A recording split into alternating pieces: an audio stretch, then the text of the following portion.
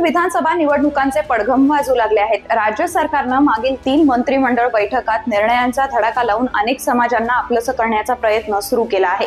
मात्र या सर्व गदारोळात थोडेसे मागे पडलेल्या मनसे अध्यक्ष राज ठाकरे यांनीही दसऱ्याच्या दुसऱ्या दिवशी मेळावा घेऊन आपला पक्ष स्वबळावर निवडणूक लढवणार असल्याचं जाहीर केलं। आता राज यांनी 288 मतदारसंघात सक्षम उमेदवार तरी मिळतील का हा प्रश्नच आहे आणि मिळालेच तर वारंवार भूमिका बदलणाऱ्या राज ठाकरे यांच्या पक्षाला मतदार कितपत प्रतिसाद देतील याबाबतही शंकाच आहे। हे खरं असलं तरी राज ठाकरे यांनी मेळाव्यात जे मुद्दे उपस्थित केले ते खरोखरच सर्वसामान्यांच्या मतदारांना भावणारे होते। कुणाचीही भीडभाड न ठेवता त्यांनी उद्धव ठाकरे, शरद पवार, अजित पवार, मुख्यमंत्री एकनाथ शिंदे, पंतप्रधान नरेंद्र मोदी यांचाही समाचार घेण्याचं धाडस दाखवलं। लाडकी बहीण मराठा आरक्षणाच्या मुद्द्यावर परखड वास्तव मांडून दिशाभूल करणाऱ्या सरकारचा समाचार घेतला। लोकांना ते आवडतं, पण अशा परखड माणसाच्या हातात महाराष्ट्राची सत्ता देण्याची रिस्क राज्यातील जनता घेत नाही। याचं कारण म्हणजे मनसेची स्थापना झाल्यापासून राज ठाकरे कधीच एका भूमिकेवर ठाम राहिलेले नाहीयेत। प्रत्येक निवडणुकीत त्यांची भूमिका बदललेली असते, तरीही त्यांच्या भाषणाकडे करमणुकीचं साधन म्हणून जनता पाहते। राज ठाकरेंनी आता कुणाकुणाचा समाचार घेतलाय ते जाणून घेऊयात मिशन पॉलिटिक्स मधून। नमस्कार, मी समीक्षा।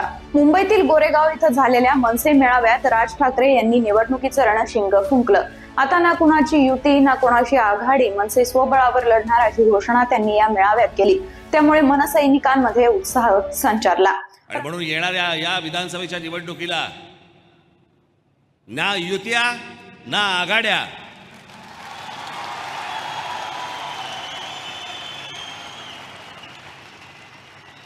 आपण स्वतंत्रपणे महाराष्ट्राला सामोरे जाणार आहोत।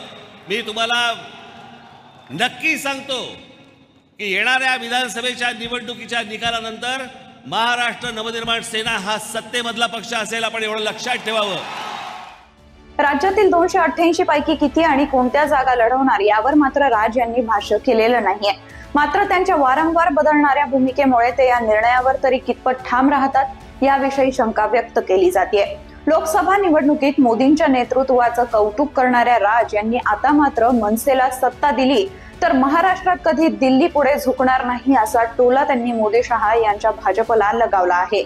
उद्धव ठाकरे इतिहासातून बाहेर येत नाहीत, सारखं अब्दाली अफजल खान असं बोलत असतात, सारखं वाघ नख काढत असतात।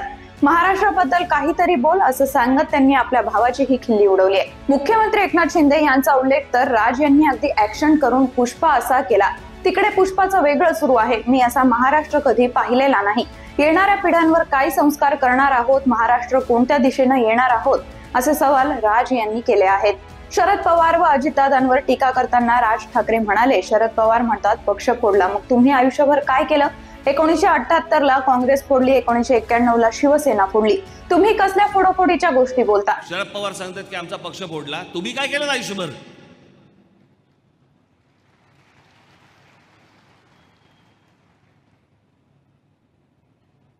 ला काँग्रेस फोडलीत, 91 ला शिवसेना फोडलीत, त्याच्यानंतर नारायण राणेंचं झालं, ते गेले, त्यांना फोडलं, तुम्ही कसल्या फोडाफोडीच्या गोष्टी बोलताय? अजित पवार भाजपमध्ये येण्याआधी मोदी म्हणतात 70,000 कोटींचा घोटाळा करणाऱ्यांना जेलमध्ये टाकू, पण त्यांना जेलमध्ये टाकण्याऐवजी मंत्रिमंडळात टाकले। हे काय होतंय? आता ते गुलाबी जॅकेट घालून फिरतात, कोणी सांगितलं माहित नाही। भाजप त्यांना स्वीकारतो तरी कसा, असं सर्वसामान्यांच्या मनातील अनेक प्रश्न राज यांनी व्यासपीठावर विचारण्याचं धाडस दाखवलंय। आणि अजित पवारांबद्दल मी बोललोच होतो।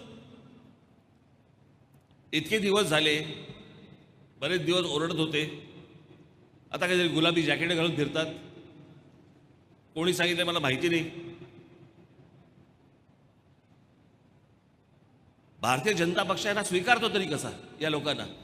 लाडक्या बहीण योजनेवरूनही राज यांनी सरकारला फटकारलं। लाडकी बहीण योजनेचे या महिन्याचे पैसे येतील, पुढच्या महिन्याचे येतील, नंतर पैसे येणार नाही।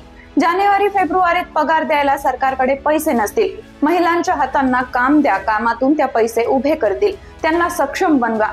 एवढ्या सक्षम महिला आहेतच। आज या मी तुम्हाला लिहून देतो, या लाडक्या काय बहीण योजना आहे ना, गेल्या महिन्याचे पैसे येतील, कारण निवडणुका तोंडावरती आहेत, याही महिन्याचे येतील, पुढच्या महिन्याचे येतील, नंतर येणार नाहीत।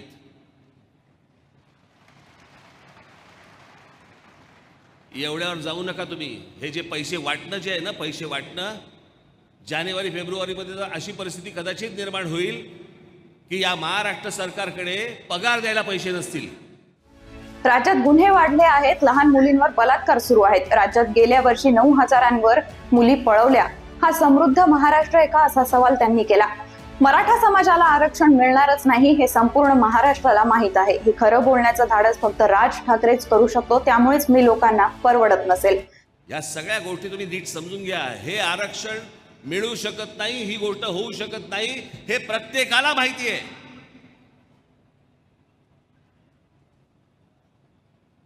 हे फक्त खरं बोलण्याचं धाडस हा राज ठाकरे करतो, म्हणून कदाचित लोकांना परवडत नसेल.